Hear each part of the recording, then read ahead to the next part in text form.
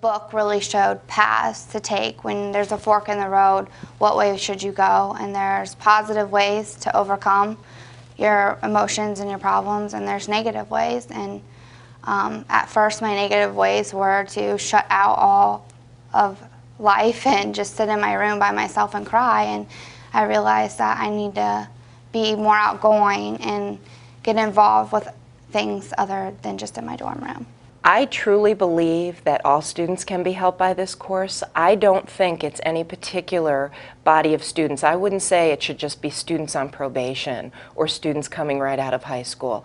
I have all ages, all varieties of students in my classes, and each and every one of them pulled something from it. And most of them recommended that it should be mandatory for all students, because if you're really open to the course material, you really develop a sense of personal responsibility. You learn how to set goals. You also learn interdependence, which many of our older students have never experienced before. They just want to do it all on their own. They don't need anyone's help. And they find out that when you work with other people, it becomes much easier, it becomes more fun, and many brains do the work of one person in half the time. I'm the kind of person who thinks that nobody can help me. You know, it goes along with that negative thinking where you feel hopeless, and employing interdependence forces you to reach out and get help from other people. What invariably happens as the semester wears on, the students don't necessarily buy into the on-course principles at first.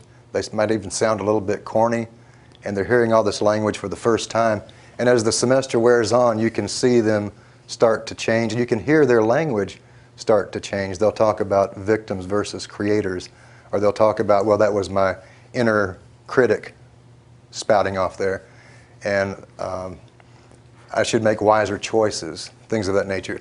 And people start hearing it around campus, and I had one counselor in one of the other programs was listening to a student, and she said, "You're in Tom's class, aren't you?" He said, "How'd you know?" He said, "You're talking about wise choices." And sure enough, he was. Many students today do not take responsibility for their lives. The parents will do everything for them. Here, in getting them through on course, it's like a aha moment with my students, because it's like, oh, I never thought of that. I said, right, your mother does it for you all the time, okay?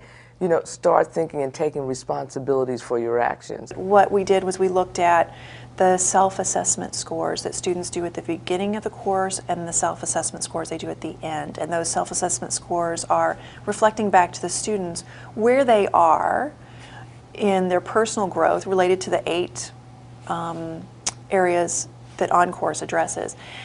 And the students and I were blown away. Their scores from the beginning of the semester to the end doubled, tripled. It's on a score of 1 to 100, so maybe they would have started with a 30 on personal responsibility. I had students who were ending with 70 and 80 at the end of an 8-week course. The OnCourse class was just a wonderful experience because it gave me the opportunity to grow in every way. I was able to figure out who I really was, and not only my partner at the time, but everyone around me expected me to be or wanted me to be. I realized that I got to make the decisions, and that opens up a whole world for you when you realize that.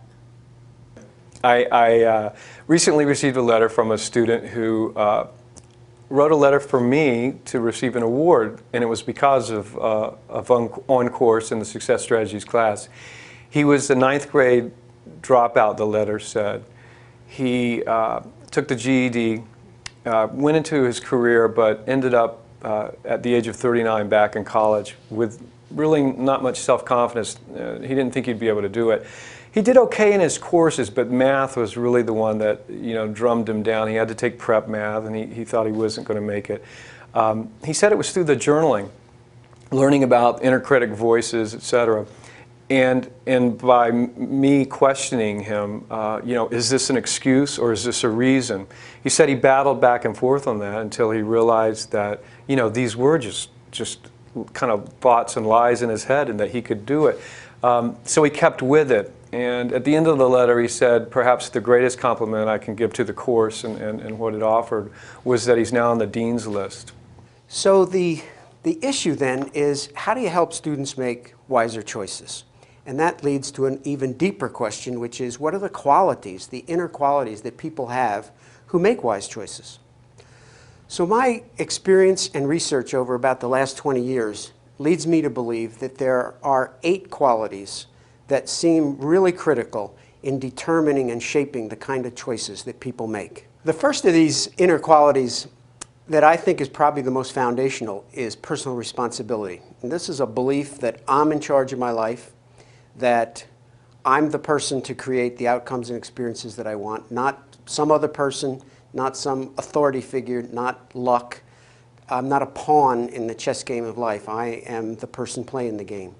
And that foundational belief causes students, or any of us for that matter, to see ourselves as the captain of the ship of our lives. And that makes all the difference in the world, because suddenly I'm making choices that I'm responsible for, and I'm not blaming, complaining about somebody else, or making excuses for why I'm not getting what I want. The second of these inner qualities, I think, is self-motivation. This is the quality that keeps me going, even when I don't feel like it. Towards what? Towards the outcomes and experiences that I want to create in my life. And this is exactly the kind of inner quality that educators love, and they often come across it with students who are returning after having been out of school for a while. But whether it's an older student or whether it's a younger student, that inner drive to keep going and go over obstacles, no matter what gets in their way, is the kind of self-motivation that makes them successful. The third of these qualities is self-management. That's simply the ability to get done what needs to get done. Sometimes it takes tools. Sometimes it takes a calendar, a next actions list, a tracking form, a 32-day commitment. Human beings have created all kinds of forms, techniques, methods to get organized. And if students aren't getting the results they want, then they can try some of these techniques. But the key is, how do I get done what needs to get done? The fourth of these qualities is interdependence. And that's the quality that allows somebody to build mutually supportive relationships. I help you, you help me. It's interesting, in today's culture, at least Western culture, that seems to be a real challenge. People feel very independent and proud of it. And the idea of reaching out, as would happen on a campus, to get help at a tutoring center, to seek out help from a professor, to start a study group. This is something that many students will avoid at their detriment. And so to build mutually supportive relationships and to become interdependent is a very powerful skill for a student to have. The next of these qualities is self-awareness. Self-awareness has a couple of components to me. The first is the ability to recognize that I'm off course.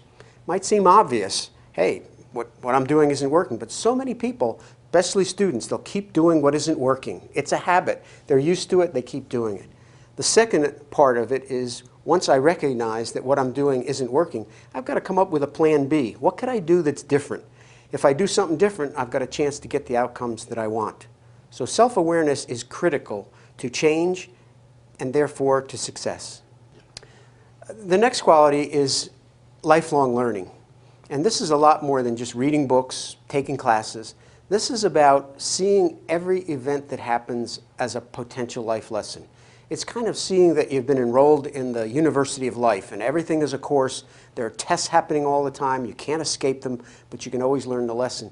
And a good example of that would be the student who can fail a course and use that failure not to bring them down, but use it as a lesson in life so that they never make that mistake again. The next of these inner qualities is emotional intelligence. This is the ability for a student to experience the natural human emotions that anyone's going to have: fear, joy, depression, sadness, and go through those emotions but not allow those emotions to yank them off course. So a student who's got emotional intelligence is going to be able to keep going towards their goals and dreams. And they're not going to get upset by the fear of a test, the anger at a teacher, anything of that nature. They're going to just keep on going towards their goals. And the last of these qualities is self-confidence, the belief in oneself, the rock-solid confidence that a student can, in fact, achieve his or her dreams. These have to be realistic goals and dreams, of course, but a student who has that confidence is able to keep going even when the road gets rough. When students develop these 8 qualities, what happens is they start making different choices. As they start making different choices, they start creating different outcomes and experiences, much more positive.